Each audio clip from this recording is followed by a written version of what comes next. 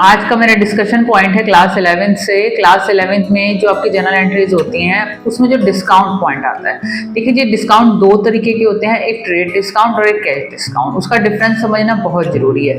पहली चीज, अगर क्वेश्चन के अंदर आपको ट्रेड डिस्काउंट गिवन है तो उसकी कोई भी जर्नल में एंट्री नहीं होती है। रीजन बिहाइंड ट्रेड डिस्काउंट ये तब होता है जब आप परचेज या सेल्स करते हैं, वो दोनों केस में हो सकता है। तो आपको जो लिस्ट प्राइस है और वो जो आपका सेलर है वो आपको दे रहा है लिस्ट प्राइस के ऊपर सम अमाउंट ऑफ डिस्काउंट।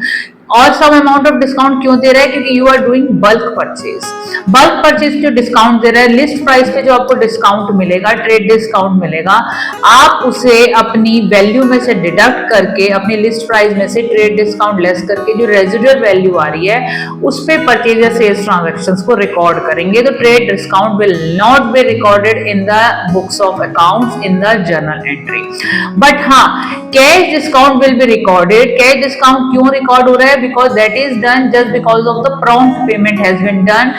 क्योंकि हम कैश डिस्काउंट देते हैं कि सामने वाला पार्टी टाइमली पे कर दे, तो हम उसे कुछ अमाउंट ऑफ डिस्काउंट दे देते हैं। वो डिस्काउंट अलाउड होगा इन केस ऑफ हमारा जो हम अलाउ कर रहे हैं तो वो डिस्काउंट अलाउड है।